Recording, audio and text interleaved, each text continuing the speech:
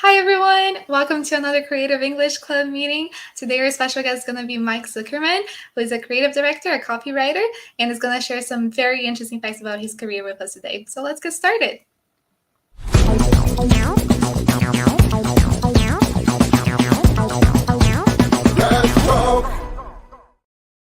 Welcome everyone again. Thanks for being here today with us on a Monday evening, especially those of us who are in Brazil, which is celebrating Valentine's Day today. So thanks for, being here with us today. And for those who are watching later, thanks for checking out our content anyway. If you're new in the Creative English Club, what we do here is that we create a space where all creatives and marketing professionals and people who work with the creative industry in general can practice their language skills regardless of where they're from, just to open up more doors and connect even more in this very much like globalized world and industry that we work in today.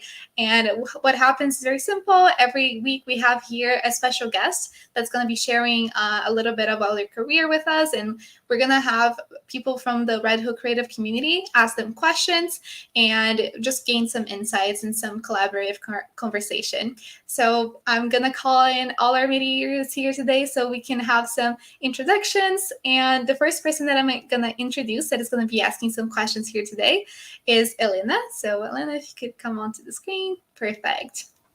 Hi, everyone. Yeah, for those of us who don't know Helena, she's been with the Red Hook creative community for quite some time now, and she's one of the most active members of our Creative English Club. She's always helping with scheduling and contacting everyone, and yeah, she's really great. And she and I have something very much in common, which is being a cat person. So there you go, a nice fact about Helena. Yes, I love my cats. Thanks, Mari. Well, I'm here today again, and I'm going to call Bia Yoshizawa, who is an art director and also a designer. She lives in Curitiba, but she was born in São Paulo, just like, well, I don't know. I wasn't born in here. Oh my God. But I live in São Paulo. Well, come in here, Bia. That was a lovely introduction, and I'm going to call for Carol. Carol is a creative copywriter based in Curitiba, where I am kind of like live my whole life, I think. And she loves listening to music and everything related to skateboarding. So, hey, Carol. Hey guys, thanks Bia. So I'm Carol, and now I'm gonna introduce Bruna. Bruna is a creative copywriter based in Jundiaí, which is very near to São Paulo, and she loves music and art, and she's a pack and go person when it comes to traveling. Thanks, Carol. Hi, everyone. Happy to be here. Now I'm going to introduce Mari, our host for the Creative English Club. She's a marketing professional based in Canada, loves cats and astrology, just like she said. So nice to talk to you, Mari. Thanks so much, Bruna, and thank you all of you for being here today and stepping up to ask some questions and just be a part of this conversation. So without further ado, I would like to call Mike over here, our special guest for today. Hi, Mike. Thanks so much for joining us. Welcome to Red Hook Talks. And, where's Mike? Where? Oh, there you go. Am I here? Yes, you are. Perfect. Hi. Thanks for having me. I'm super excited to talk to everybody. I really appreciate you having me. Yeah, thank you so much. And I'm sure everyone who's watching has already peeked a little bit about over your professional bio and your LinkedIn and stalked you a little bit, all the good stuff. So I won't waste too much time going through all the details. I would recommend everyone watching just clicking on your portfolio and checking that out for themselves. And I'd like to start us with just some questions. And the first one that I have is you mentioned that you love just guiding young creatives through their ideas and, getting them to that spot. I was wondering, is there something that you see in young creatives that tells you that they are that they have it in them? Or is it just you put that faith into everyone? Is there something that sparks your interest in a young creative and to mentor them? Oh, that's a really good question. I don't know. I think the first thing I would probably look for is just, excitement over whatever if you're presenting an idea to me or to somebody else, it's really just how you feel about that idea that you're putting forward. Um, creativity comes in all sorts of different forms, and everybody has their own way of working and things like that. But it's really helpful to come in with a super positive attitude and be super excited about what you're working on and super proud of what you've done. And that kind of attitude and that kind of mentality really rubs off in a meeting or a presentation, or even just, showing, just turning your laptop towards someone and showing them something that you've worked on. That's great. Thank you for sharing that. I guess like especially when you're presenting an idea, really how passionate you are, it always helps with the selling point. So I can definitely see that playing out in a mentorship scenario as well. And I'd like to pass the mic on to Bia for her question. Hey, Mike. So it's kind of like a curiosity, but I'm going to ask you anyway. I saw in your Please. portfolio that you have a bachelor in psychology and you have like a master in clinical. And in your personal description, you said like that you entered as an intern in the ad market at 31. So my curiosity is like, what was your main motivation for that career shift? And if there was one, of course, and why that you decided to be like a copywriter? Okay. I mean, that's a really great question also. I mean, so mine was kind of a career change. I didn't get out of school till I was 28, and the last degree I got was an MBA in marketing. So I wasn't really exposed to the advertising industry per se. When I was in school, I took a couple of electives in the School of Communications that gave me a little intro to advertising, but creative was never something that I considered until I started working. So for the first 3 years of my career, I worked as a market researcher and data analyst, which I was fine at because I studied it in school, but I just despised it.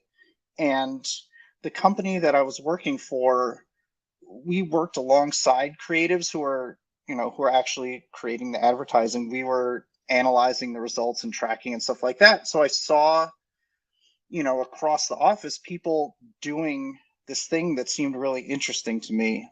So after 3 years, I decided, okay, I'm going to try to figure out how to do that myself.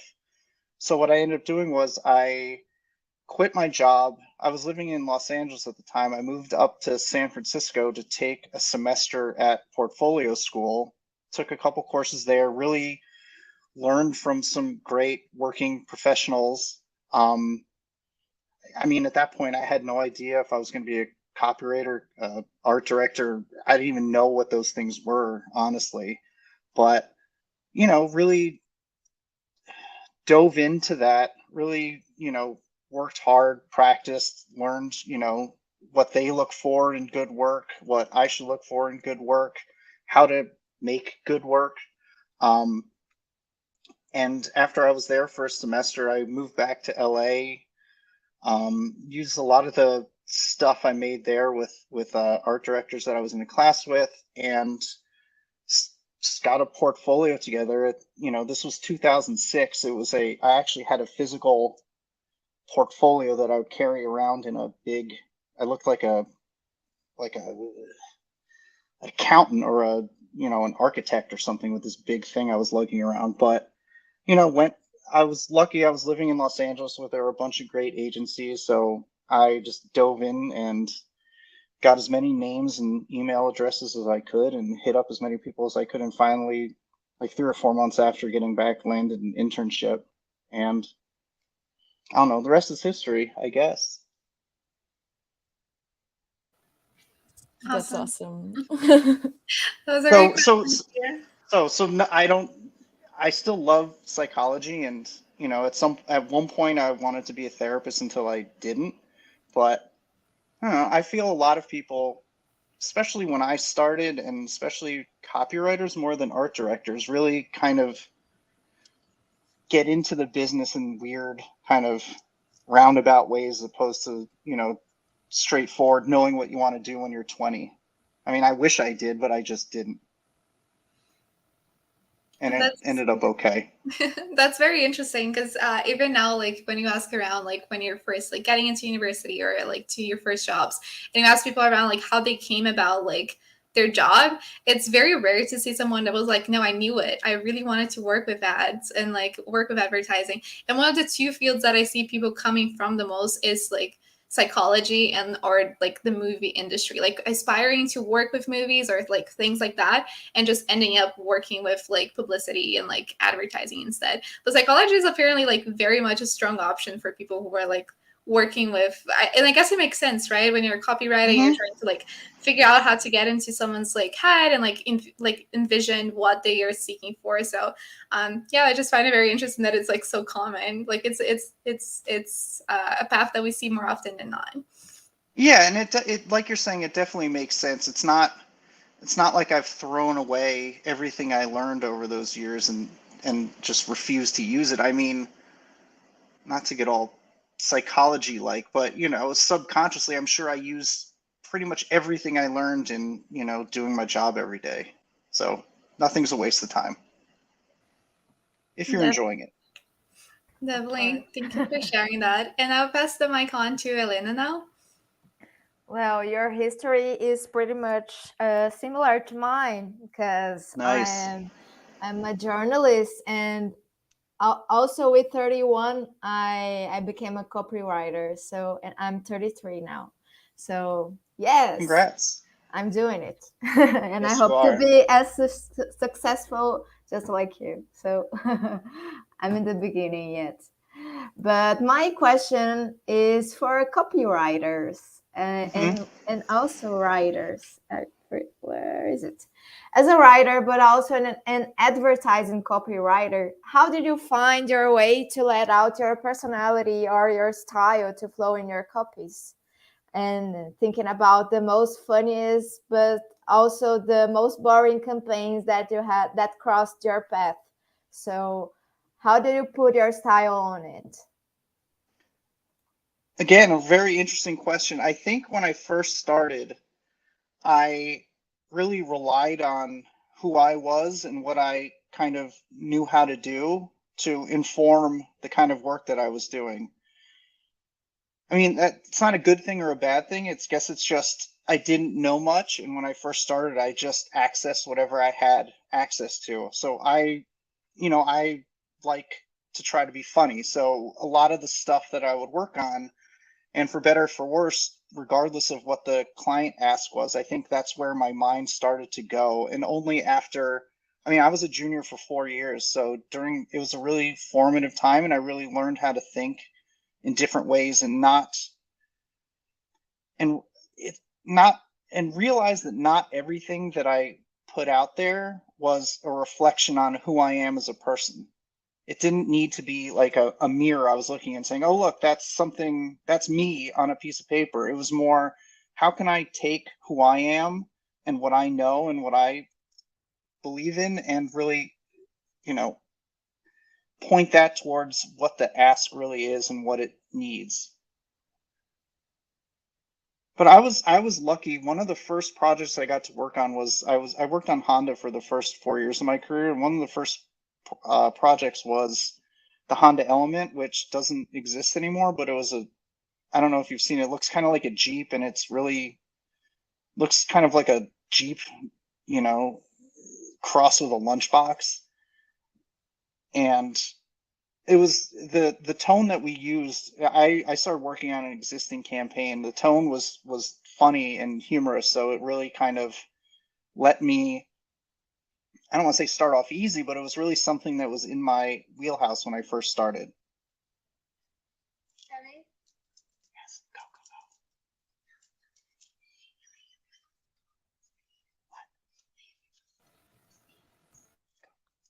Sorry, children. One of the fun things about working at home these days. No, you're fine. And we see it quite often, even in lives and everything. Like it's part of it, right? So Yes. I mean, it's got to be, right? Yeah. No shame. Exactly. And thanks, Elena, for your question. Yes, you were talking about the Honda campaign. I didn't know if you finished it. So Yeah, I wasn't even a junior yet. I was a creative assistant, and the art and copy team that was working on that project got sucked into do a relaunch of the Honda Accord, which is a much bigger deal than Element was. So they said, okay, you assistants. I had an art director partner who's also assistant. We worked on that campaign. It was really a great introduction to, how everything works. good. But also you did some, how can I say, independent works side by side on writing also. Of course, yeah. I think there are always going to be those opportunities where, I really enjoyed working in radio. I know it's not around that much anymore. I know there's, on Spotify, you can write a bunch of, Spotify ads and stuff like that. But radio was really a fun opportunity to really sit down, put headphones on, and just write. I mean, I love concepting. I love working with other people, obviously. I mean, you have to work in this business, but those opportunities that you get to just sit down, put your headphones on, and do your own thing are really important too. I really value those. It's like short stories or something like. Also, Sorry? too, just like short stories. Sure. No, I think I've had a bunch of things that I've written for a humor magazine based in the States, published, fortunately, and doing stuff like that really comes in handy when you're kind of, in a long drawn out project that really doesn't cater to what you really want to do exactly creatively. So having those other outlets, like now it's just we'll call it a side hustle or something, but having those other things that you can work on simultaneously to keep the brain going are really important. Good. I think that Carol's questions is something like to talk about this. Please, Carol. Yep, take the floor, Carol.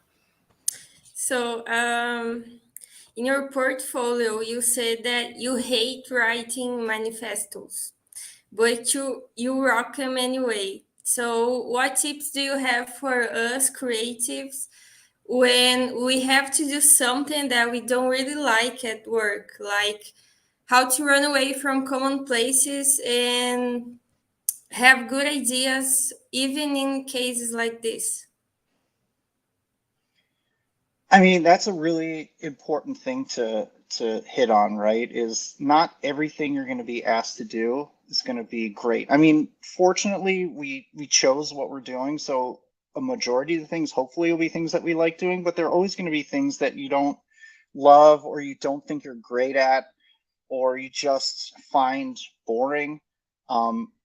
Well, I didn't put this in there, but the one thing I like less than writing manifestos is getting a naming project. I'm just so terrible at these, and I'm all joking aside, I've been recently, like not first year of my career, I've been embarrassed to send in what I wrote just because I just don't think any of it's good, and it's really nuanced and it's difficult, and I just don't think I'm good at it. But having the attitude of, okay, this is one project of many projects. I love what I do. I'm going to put my all into this one. This one will be gone soon, and I'm going to do my best. And the next thing is going to be more fun for me. I think just knowing that it's not your last project, you're not going to be doing it forever, and you're there and you are asked to do it because you're really good at what you do. And just knowing that and getting through it is how I kind of handle it myself. I mean, you're never going to love everything. Something's going to be annoying or boring or irritating or all three. So Yeah, it's just knowing you'll get through it. I also hate, giving names to projects. So I feel you. Thanks. For sure. And that's a great way of looking at it. Like, what's next? Like just like moving forward. So I think that's great advice for all creatives out there. Like the frustration is guaranteed, right? At some point or another. Of course, it's even on stuff that you love doing, you're going to be frustrated because you're going to set difficult standards for yourself. Sometimes you're going to say, oh, this is a project that I should really nail and I'm having problems with it. What's going on? It's always, taking a breath, you know, getting back into that positive mind space. Really it's really easy to be self-critical. I mean, there are enough people that, we work with and, put your work out there. People are critical of it. We're getting judged every single day at work and it's difficult. It still is, it's slightly less difficult now than it was for me 15 years ago, but it's still not easy to deal with, especially if it's something that I feel really strongly about and that I feel really connected to and that's close to me. That criticism coming from outside is always going to be a challenge, but I've tried really hard over the years not to be as, I mean, it's always going to sneak in, but always to be as little self-critical as you possibly can. Yeah, that's great advice. Like I feel like all creatives struggle with that like the most, like the self-criticism. And I a question that pops into my mind now, like you as a mentor to someone, if you have to give them critics, how do you go about doing that without hurting their like confidence in their work? I think a lot of it comes before even discussing work. It's creating an atmosphere where you feel comfortable with me and I feel comfortable with you and we can talk about things openly, because not every single thing you do is going to be great. Some of it's going to be bad and you're going to know it's bad, or some of it's you're going to think is great but it just doesn't work.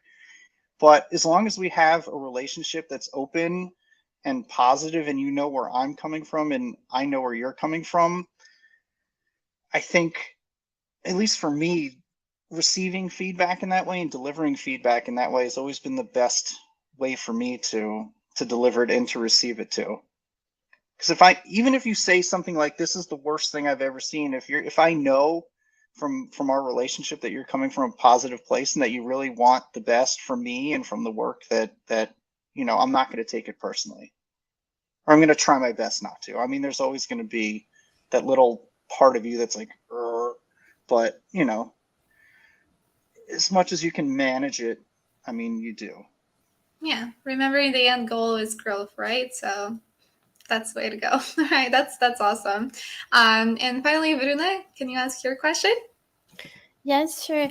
Hi, Mike. Nice to talk Hi. to you. You too. So to start out, more of a personal question. Looking at your resume, I saw you've worked on both sides of the country, the East and West Coasts. Could you tell us more about how it is to work at those locations? What are the main curiosities and differences about them? And if you have any preferences at all? Wow. So I spent the first probably 7-8 years in LA. I had lived there since I graduated from business school, so I was probably there for 13 years altogether. It's hard to say because the work that I was doing was very different on the West Coast and on the East Coast. Most of the work that I was doing in California was, above the line video, print, stuff like that, really traditional work. And one of the reasons that I wanted to move back east was, at the time, the best digital agencies were in New York City. At least I thought, the ones that I wanted to work at. So I left LA to go work at Huge, which I had a lot of respect for. And to be honest, I didn't really get to do a lot of work in digital my first 7 years. And I thought it would almost be like, getting a master's degree in digital advertising by, working at one of the digital agencies. So the work has been slightly different, but I think everyone, people from LA moved to New York, people from New York moved to LA. So I think personality wise, it's fairly similar. I actually worked, you would think the opposite, but I worked longer hours in Los Angeles than I have in New York most of the time. I mean, that might be a function of me being a junior and a mid-level creative when I was in LA, so I was, at the office much later, but I haven't found that much of a difference. The one thing that I would like to do over is one of the best parts about working in New York or working not in Los Angeles is being able to fly out to LA and stay at nice hotels and go on shoots there. My experience was when I did a majority of my video TV work when I was in LA, I wouldn't stay at Shutters. I would just drive home in traffic at the end of the day. And I didn't get that fun jet setting experience that a lot of people got. So there's one thing to take from it. Oh yeah, that's a surprise. I just watched This Is Us, and in the series they show the West Coast and the East Coast. So yeah, that's a surprise, but a good surprise, I think, because I always thought that New York was really busy, but yeah, I can see the other side now. LA really had its own set of challenges. I think I live in New Jersey now. You can see I don't live in the city anymore, but I lived in Brooklyn for 8 years, and it was great to just get on the subway, put my headphones on, and have that time to decompress between leaving home and showing up at the office. And at 20 minutes, 30 minutes sometimes is like that perfect time. In Los Angeles, there was almost no time when my commute was less than an hour each way. And it was, no matter where I worked, where I lived, it was always yucky and frustrating and just not healthy mentally. So I really liked the convenience of working in New York City. I mean, I still do. That's nice. Great, thanks for your questions. And I would just like to remind everyone who's watching too that you can send your questions in the comments, and then we'll just read them out loud here so that everyone gets a chance to ask their questions. And before I pass the mic around again for the ladies that also have like extra questions for you, Mike, I noticed that on your LinkedIn, on your bio, you say something along the lines of "I am nothing and I am everywhere." Did I get that right? I don't know. I change stuff depending on how I feel, or I just, Right. I think it's a nice, and none of it's serious, but I just think it's a fun place where you can, we're all on this app where we're all just trying to like say how great we are and who we are and all this different stuff. There are those little opportunities to let your personality through. And so people can get to know you, on a different level as on a I work here, or went to college here, or I'm this old, or whatever, on some sort of slightly personal level that, allows you to like really see kind of who that person is. So any of those little opportunities, even if it's that little banner behind your head or whatever it is, anything that you can, make your own and have fun with, I try to do.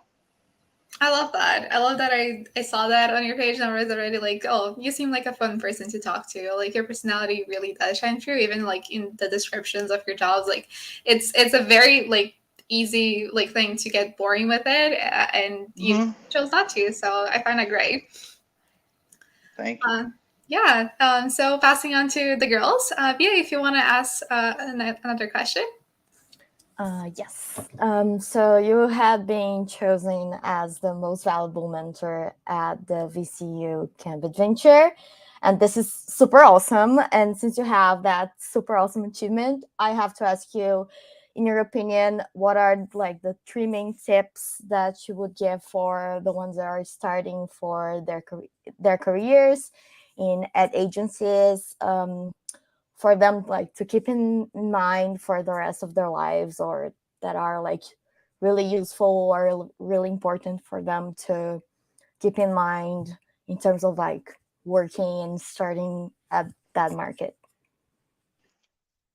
So it's really, I don't know, I'm thinking back to when I started. It was really, different transitioning from school to a workplace where you're expected to be professional, you're expected to act in a certain way and things like that.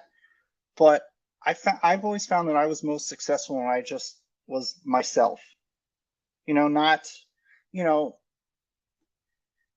it's difficult to try to be someone else when you show up and introduce yourself to people and all that kind of thing. I mean, they want you there because of who you are, not they don't want you to I especially in what we do, they don't want you to conform to whatever whatever you think they may be all about. They want you because of your personality and who you are and what you can do. So I think the first piece of advice would just be bring who you are to wherever you're going and just be yourself. And I haven't gone wrong yet. I don't think that you guys will either if you bring that. Work wise, I was fortunate. I know it's rare for someone to be a junior for 4 years and an assistant before that and all that kind of stuff, but I really valued that time where I could get into an agency and kind of learn on the job. I didn't know, a lot of people are so focused on, okay, even before I start, I'm going to be this, I'm going to do this, I'm going to do that. Instead, I went in there and this worked for me. It might not work for everybody, but worked for me where I just tried to absorb as much as I could from the people who've been doing this a long time and really kind of see how they act and how they work and how they interact with other people and how they present themselves and how they, try to, learn from them how they work. So it's really, a lot of people are focused on just doing the work itself, which is awesome, obviously, and that's why we're there. But there are all those other things like learning. It sounds kind of boring, but learning process and learning, how to present something, learning how to do a bunch of things that might not seem as important when you're trying to get the job as opposed to when you're actually there. And I think the best thing that I found working with, I know I'm going to sound like a broken record, but working with the students at VCU was how excited they were to, dig into a real brief and to, do real work and, take their, we had students that want to be strategists and creatives and account folks and really people just trying to embrace that role and really learn how to function in that role was really nice. I wish there was something like that for me when I had no idea. I probably had that available and just didn't know anything about it because I didn't know what I wanted to do, but it was really nice to work with those folks and to help out any way I could. It felt really good. That's perfect. It's gold, what you said. I think we as creatives, as juniors and as assistants, we kind of are super anxious about where we are going to go and where we are going to be for the next couple of years. So I think those 3 tips that you gave us, they kind of resume the essence of okay, just chill out, everything's going to be okay, and be yourselves, believe in your work, and that's it. I mean, and don't get me wrong, I wasn't perfect at following this advice. It's much easier for me to say it than it was to actually do it. But looking back, there are things that I did that I wish I hadn't. There are things that I did that I was really happy that I did. But, you're going to make mistakes. You're going to fail. I mean, everyone talks about that. You're not going to succeed in everything. But, taking everything in, keeping a positive attitude, you bring up something really interesting about being anxious and wanting things to happen super quickly. It just doesn't work that way for most people.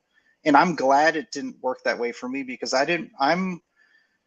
feel I'm lucky that I was prepared to be thrown into whatever role I was in, that I didn't have some super early success and became an ACD 3 years into my career and just had no idea how to do that job because the job's slightly different. I mean, once you get that director title, your job changes. It's not just I have the same job, but I make more money. Your job changes.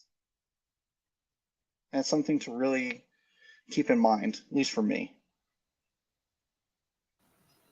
Thanks, Via, again for another awesome question, and thanks, Mike, for just really going deep into this. I feel like that's great advice that so many people can take and just like run with. Like, yeah, that's very nice. We got a question here from Marcus. And he asked, like, there are a lot of Brazilian creatives like everywhere, but there are a lot of them in New York City as well. Have you ever worked with a Brazilian? And if so, like, what were your impressions of this experience? Oh, I've always been jealous of all the Brazilians that I've worked with and that I've met, because it sounds weird to say, but you guys are just so good at this, and I don't know how it happens, but I always assume that you guys started at a very young age thinking about what you wanted to do and how you wanted to think, or you just have the greatest ad schools ever. But everyone that I've come across, creatives from Brazil, there's almost this mystique about it in New York. Like, okay, they must be serious if they're Brazilians working in New York City. They must be really good at what they do, and I know I'm going to learn a lot from them and enjoy working with them. We also think this, that they are very good. Well, you're right. If they made it all the way, you know, like across the borders and all, like they gotta be something, right? So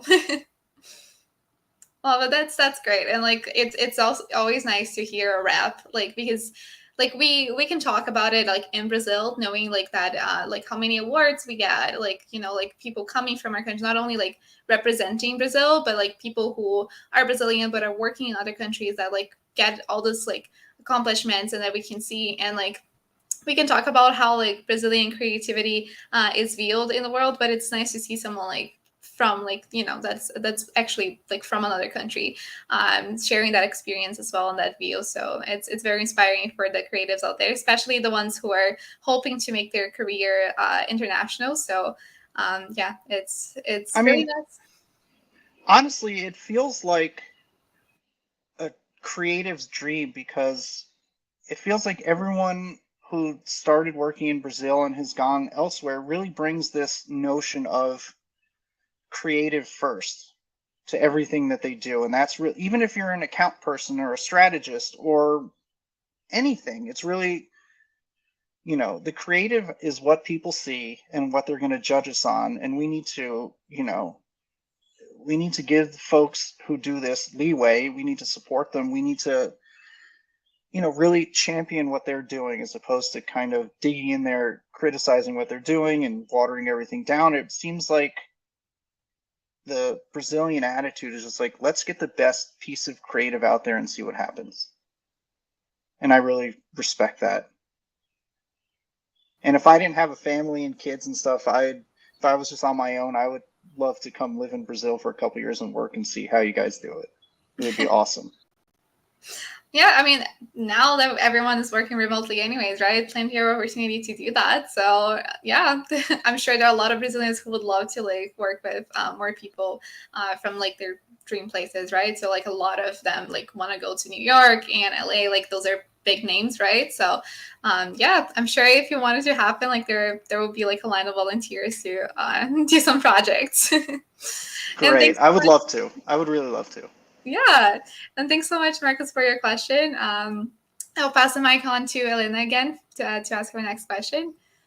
Yes, you talked briefly about becoming an ACD and creative director, and I'd like to know a little bit more about it, how it was, because, well, you were saying that you made this shift, okay, to advertising, so then you were a copywriter and after creative directors. And how did it came for you?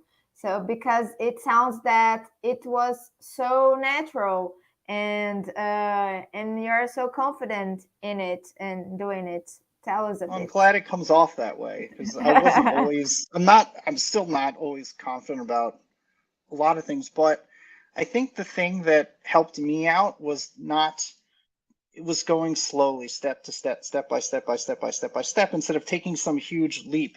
I think the more you progress, the more acclimated you become with, you know, seeing other teams work, seeing other coworkers work, and seeing what you like about that, seeing what you might not like about that. You know, I think the things that really taught me what good work was when someone would present an idea that I was jealous of and I wish I'd come up with myself, and I knew it was better than what I had, and it just made me work harder. And but it also made me realize it started helping me judge work that wasn't just mine. It's very easy when you start to we're talking about being critical of your work, but also having a critical eye on your work, not necessarily negative, but really focused, like super narrow focus on your own stuff, as opposed to seeing what other people next to you are doing, and trying to even talking to them about how they came up with something was really helpful. So once the longer I was working, the more used to other people's work I got, and seeing what I liked about that, seeing what their process was. And it just, after about, I don't know, 7, 8 years, 9 years, whatever it was, it just felt natural. That it didn't feel like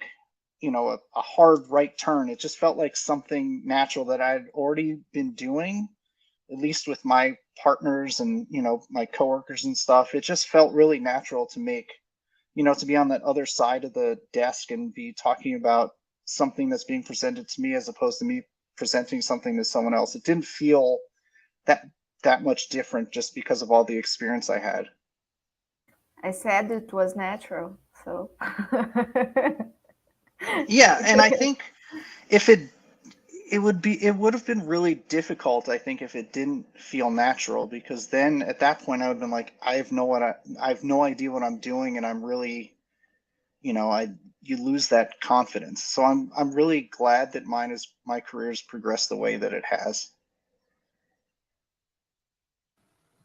Awesome question, Helena. Thanks. And I got a little curious. You mentioned about, like the little creative, like jealousy that happens sometimes when you see like a great idea and you're like, oh, how did I not think of that? And do you have like any recent campaigns, or like a campaign that really stuck with you? Like something that, might be referenced or not in the industry that you really wish it was yours? I mean, I see them all the time. We're only human, and going on, all the things that you read, you always see so much good work. Oh, what was it? There was something I saw a couple months ago I think it was from Eric and Kalman in San Francisco, where they were doing work for a car wash, and they created a fun video where I think they put like a homing device on a pigeon, and it just flew around the city and was pooping on cars. And somehow, if that pigeon pooped, and I hope I'm not botching this, but if that pigeon pooped on your car, you could go redeem it for a free car wash at the client's establishment, something like that. And it seems so easy, and so, like, I could have easily come up with that, but I just didn't, right? It's not complicated. It's really simple. It's really fun. Gets people involved in your work. It's just one of those little simple ideas that I'm like, good for you guys. You guys are good. Yeah, it seems like obvious once it's out there, right? But yeah, I'm sure there were a lot of like steps into getting there. And it's always really important, I think, no matter how long you've been doing this, to look at other people's work and work that's getting awarded, and work that people are talking about, just because there's so much you can learn from what makes that popular, what makes that successful, or what makes that just funny or good that you haven't thought of. Yeah, and it's really inspiring too. Yeah, do you have any tips on how to like keep up with like those great ideas, other than like making sure you like always check out like what got an award? Are there like any websites you go to? I get all of the emails still, the ad ages and the ad weeks and creativity and all that stuff. I mean, they do a great job of covering what's out there. Even just on LinkedIn, just seeing people post what they've done, just following people who I'm not afraid to click that follow button, just seeing like, oh, this person presented this really awesome thing. I'm going to follow them to see what else comes my way. And when you start doing that, your feed really fills up with fun, interesting work that for me at least, it can't help but inspire me to do more, better, or think differently. Awesome. Bruna, if you'd like to ask like another question, the floor is yours. Yeah, sure. I also saw that you've worked at Huge for almost 4 years, and I've also heard a lot of positive things about it. So I was curious, how was that experience important to your career, Mike? Yeah, Huge was a great experience for me. Um, it was the first time, I said before, it was the first time I got to work at a really digital first agency, but I think much more importantly than that, it was the first time that I had worked with, not just art directors, but designers. And it really showed me how different that skill set is from art direction. Like as a writer and just, only being in the business a couple of years, it's like, okay, they push pixels, they must be doing the same job. But it's very, very different. And I worked alongside still to this day, some of the most talented designers that I've ever worked with. And it really gave me an appreciation for what they do and how they think about a project and how we can work together. So really, it was less that it was digital focused, but really design first. It was really eye-opening and interesting and really changed the way that I think about stuff to this day. That's awesome. And would you say that, like, what part of this design way of thinking is has a sparkle? I don't know, organization, or what would you say? I don't know. I've always been, a words first thinker just because of what I do and how I think, but just seeing people who, look at, I don't know, it's difficult because I'm such a non-designer. I just know what I like when I see it. It's going to sound corny, but it feels magical to see someone present something to me like a really thought through logo design and all the steps they went through and to doing that. It's just almost like, honestly, like magic to me. And it's really fascinating to dig into. It's just so different. I think a lot of the things that I like are different and things that I don't necessarily understand and that I'm really amazed by are really intriguing. Yeah, I see what you mean. I really enjoyed this design world a lot too, and I've like started reading things about it and diving into podcasts, and yeah, I really enjoy like how they think and how they come up with a solution to a problem. And yeah, I can see what you mean. That's great. And I'm just wondering now because you said like it's so magic and like not exactly. I find that a lot of creatives that are not necessarily like art directors or designers or even like people coming from like a strategy standpoint or people who are handling accounts. Sometimes like just looking at the final like piece. It's very easy for you to feel like I like this or I don't like this, but it's like harder to like explain why when you don't have that background. As a creative director who had to like give feedback both to copywriters and like the other like visual sides of things, how did you go about doing that from like not having the technical background on the visual sense? Simply, I think just ask questions. It's really important to know what you know and what you don't know and to be okay with that. Like I will ask a zillion questions like what made you do that? What were you thinking that led you to doing that? So really asking questions to dig into why someone did something and it 9 times out of 10, my mind will be changed when I see what the process was and what thinking went into it. It's really important to understand the motivation to something, especially before it gets to other people's eyes. When it's just between all of us, that's to me, that's the best time of, when the work is really at its best. And it's important to not be dismissive of something that you may not like because you don't understand it. Yeah, that's great. Just not being afraid of like being ignorant in something, right? Because it's not a bad thing. Like we all have our You can't be expert. You can't be an expert in everything, right? Yeah. No, Or that's even anything.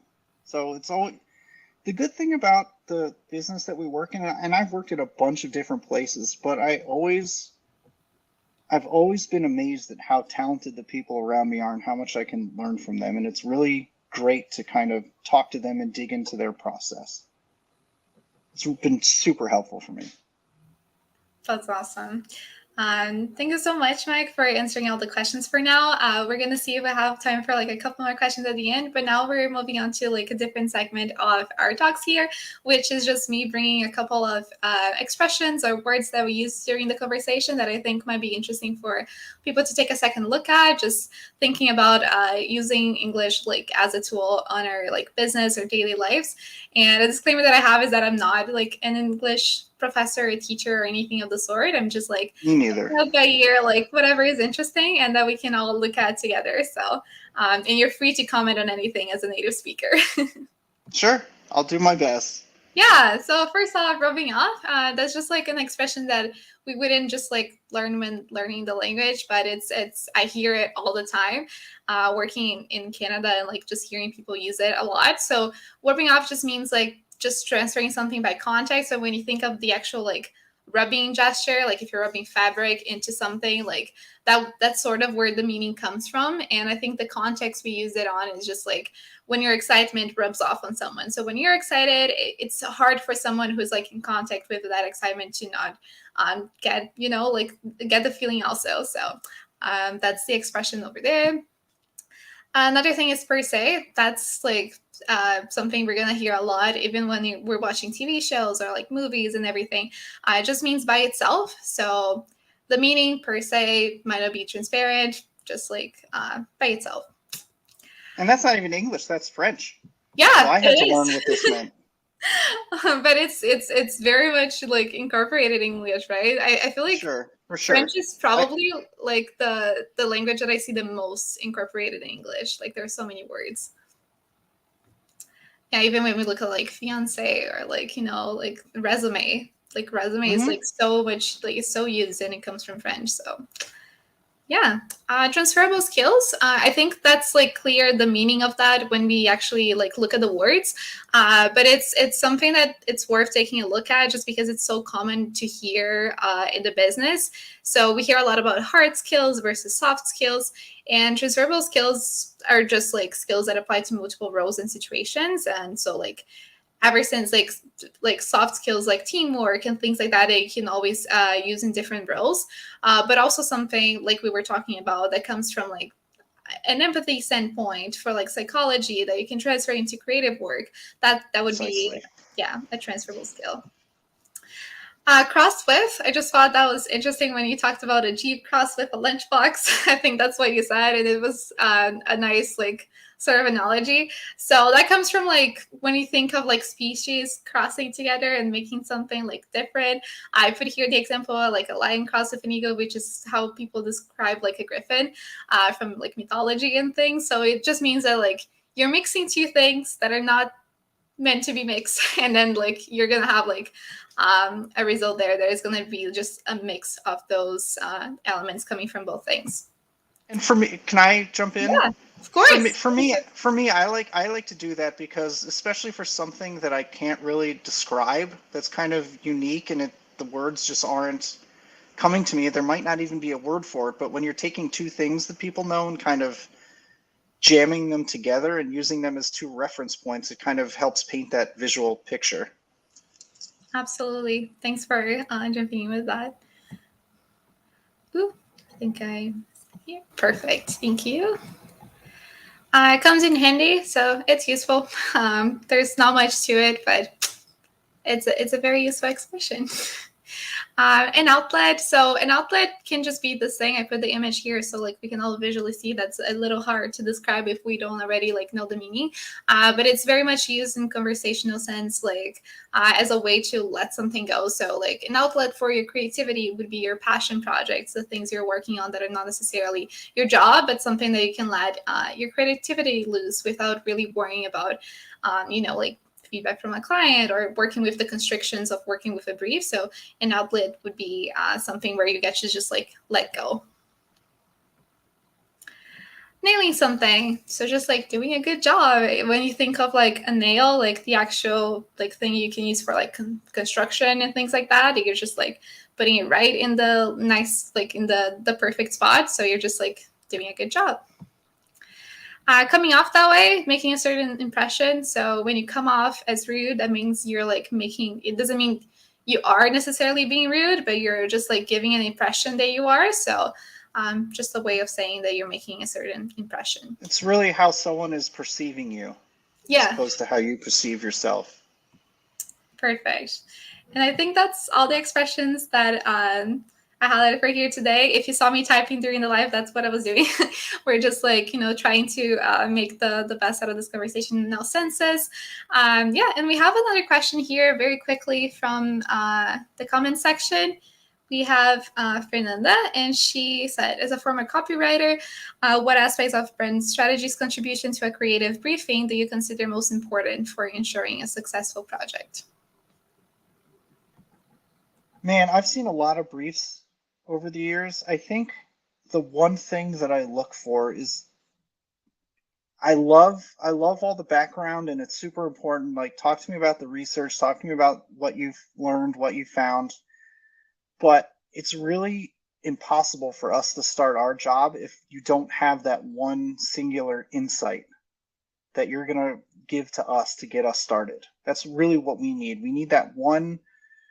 It can be 3 words. Really, it can be 1 word. It just needs to be something that we can understand that allows us to know where you're coming from and what direction you've learned that we should start going in. So just that one insight, whatever it is, just let us know what that one thing is, and we will start working.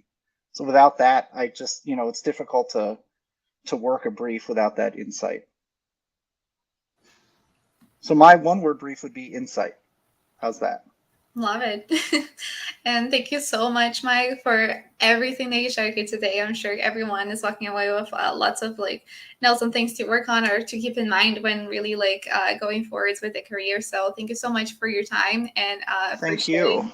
Yeah, thank you. And also for everyone who's watching, just if you're wondering how I can be here and talking to all the amazing guests that we bring here on the Creative English Club, it's very simple. Just being a member of the Creative Red Hood community and having a level of English that you feel comfortable talking in. That's all it takes. And it's like a free activity. You can just let us know, and we'll make sure that everyone decide with what time to talk with one of our guests. And sorry I cut you off, Mike, but if you want to give a special final message for everyone, be my guest. I just want to say this was super fun. I appreciate you giving, asking all these super thoughtful questions. A lot of this stuff I hadn't thought about in a long time, and it was really good to kind of center myself and kind of, because we all tend to lose our way sometimes, but really hearing all these great questions and hearing how excited all of you are is really refreshing. It really motivates me too. So thank you very much. Awesome. And thank you, girls, for being here and asking amazing questions. Thanks, everyone, for watching, and we'll see you next time. Bye, everyone. Have a good night. Thank you. Bye-bye.